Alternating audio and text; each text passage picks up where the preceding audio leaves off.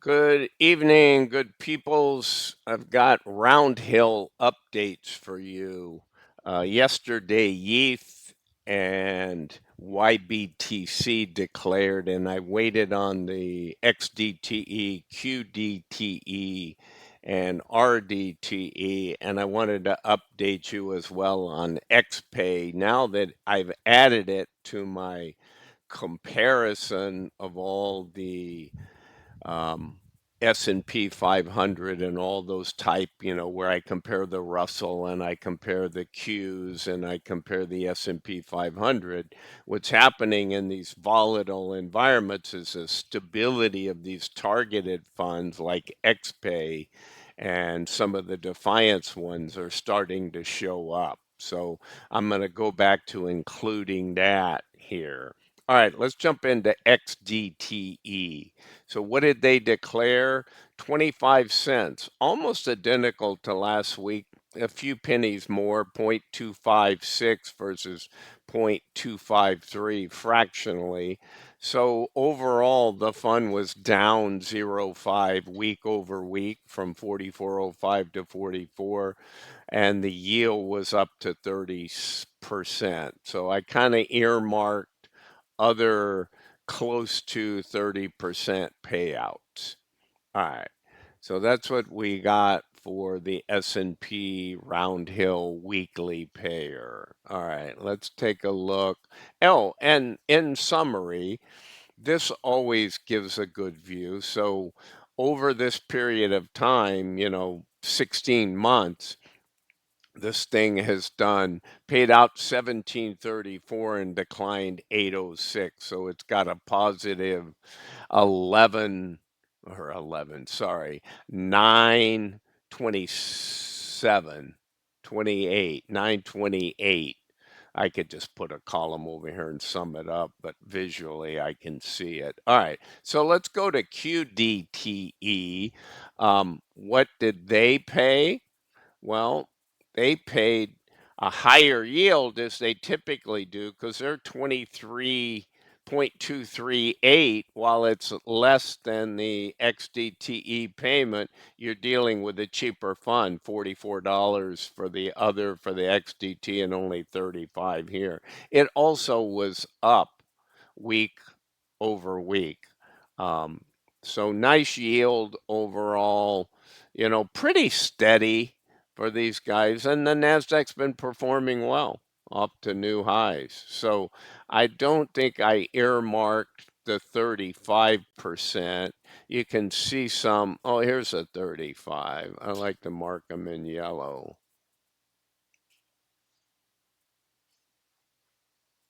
Whoops, not on the background, Bruce, just on the field. Okay, so that helps.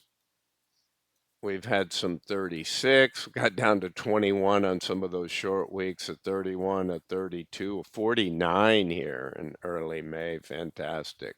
All right, so a lot of history on these guys. RDTE, as it's been doing lately, it's down uh, more, a larger percent down, but the yield's still very high. So it paid 26 cents on the 33 number and had a higher yield. So that's the Russell for you.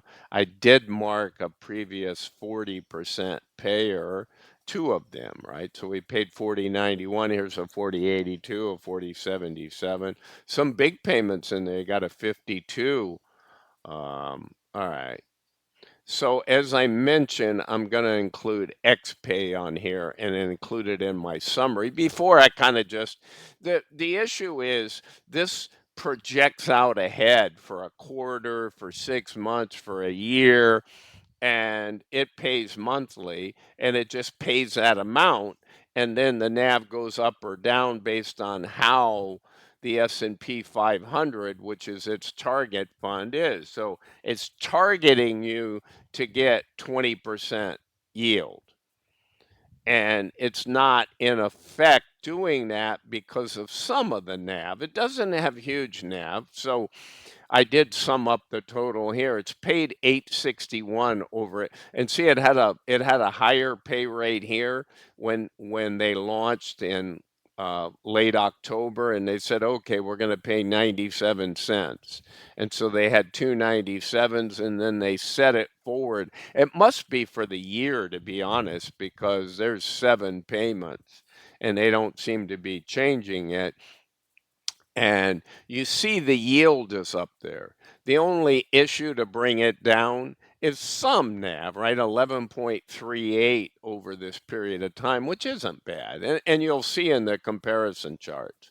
All right, guys, so that covers those distributions. I'm going to do Yeth and YBTC, but I'm going to do the summary here. I pulled XPay and just put it on here because, like I said, it's starting to show up. Let's jump over here. Now, they're on different periods, right? What I will do to this as we move into the year stuff, I'll roll these up and make these all the same. Um, so I'll probably do 1031 before long on these other three so we can see same periods of time, right? You've always had, even though this is long enough, June to September. Now with all of that, so you're 407 days and 309 days, that's plenty of time to do real comparisons. And if you look, the Russell is the weakest. Let's go straight to total return to begin with. So who's winning total return? The Qs. Now that they're back to new highs, and even though the S&P has come up nicely as well, you got a 20% return. It's starting to separate itself. So this is where you see the dividend annualized. So it's outpaying everybody.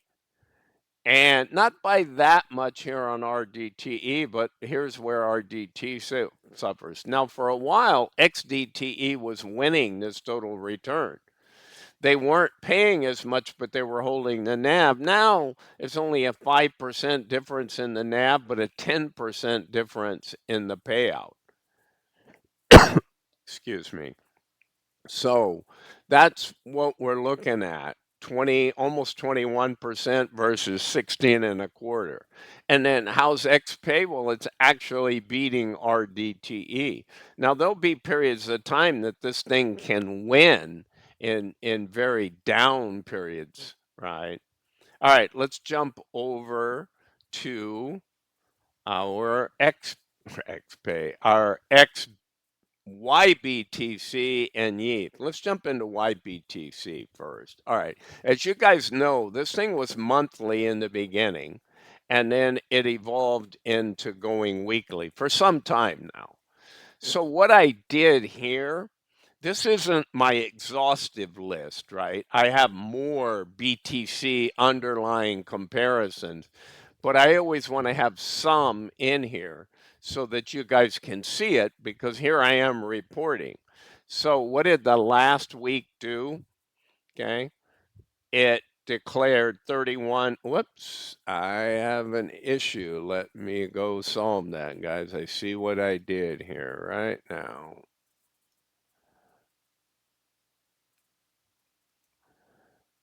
Oh, it's easy to make these mistakes sometimes.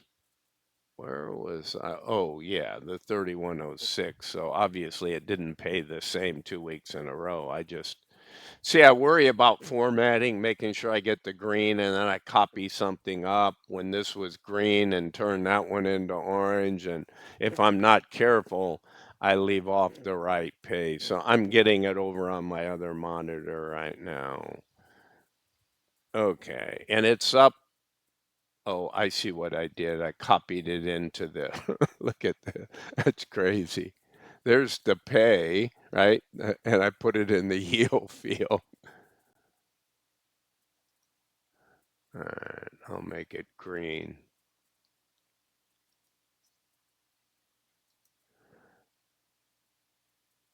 And then I'm not going to worry about shifting it right, which is what it needs. There we go. All right.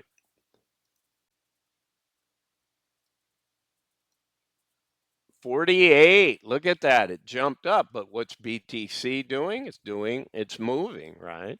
So you got a 102, you had a 106 up here over that period, but your yield, look at that, 48%, right? These pay weekly, so you're using 52 in your number. All right, let's go up and look at this. So always interesting. So this is the underlying, doesn't pay any. I don't let it win, right?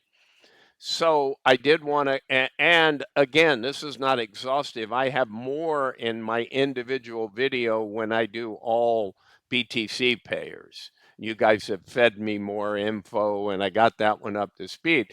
But I already had these other guys in. But what I did here versus the previous weeks is I brought everybody together. So now, some of these go back and were like the first month in 2024. Now everybody has the exact same start date because, I haven't been very favorable on Ybit. And look, Ybit still doesn't, I mean, it's closer to YBTC, but this has always been the killer of a lot of the YieldMax funds. So it's paying the highest annualized dividend, not by a lot. Okay, Bitto is paying 52%, but look, Bitto has up in this period and they're down 22%. So you cannot win when you have NAV erosion when you're comparing to better funds. And I say better because who wouldn't want a 76% total return versus the 37%? So it just goes, and you could say who wouldn't want a 99, but I get it.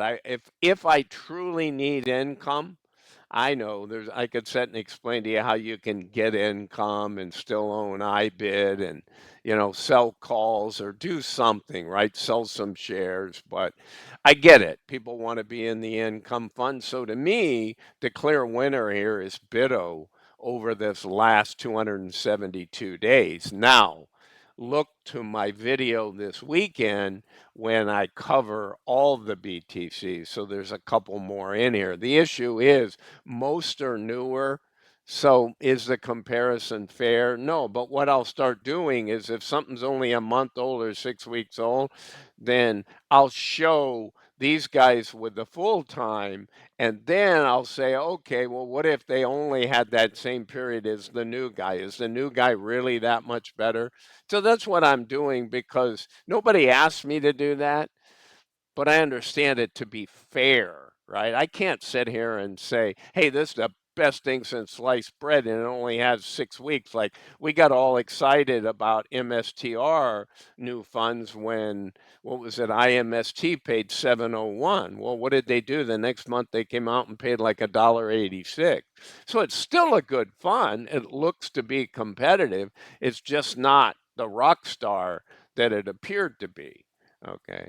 But their ICOI from Bitwise is the company behind. Their ICOI stacks up very nicely. It looks like it's paying very well. I just added that due to somebody's comment on my Coney, COII and others in the using coin as an underlying, especially since it's been running so much. All right, so that's what I got. I got Bitto winning this 76%. BTCI comes in at 66. Ybit trails the field, and the Roundhill Fund has a respectable. Everybody has a positive gain loss scenario here. All right, guys, that's what I got for you. That's Yeth, YBTC, XPay, and your 3 standard Roundhill index funds that pay weekly. All right, guys, this is Bruce with Targeted Wealth Creation. This is not financial advice. I am not a financial advisor. Have a great evening. And Wednesday, we've got, let's see what Group B gives us for actuals. All right, before trading tomorrow, Wednesday. All right, guys, bye for now.